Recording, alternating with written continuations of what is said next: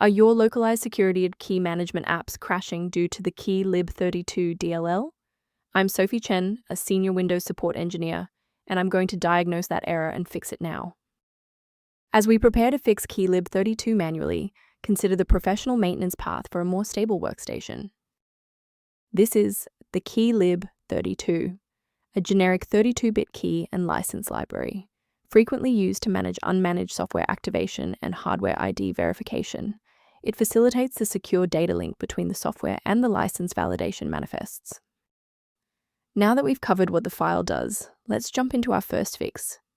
This is a core Windows system file issue. Run the system file checker by opening command prompt as an administrator and entering sfc/scan now. Windows will scan your system and automatically repair missing or corrupted core files such as keylib32.dll. If the application still won't initialize, we need to shift our focus to how the Windows loader is interacting with the library.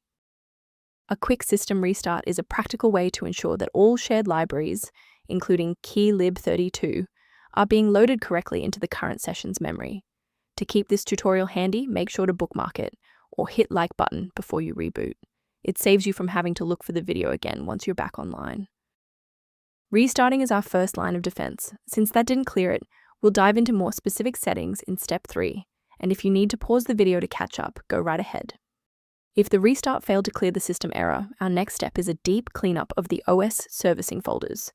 First, open command prompt as admin. Second, you're going to type DISM /online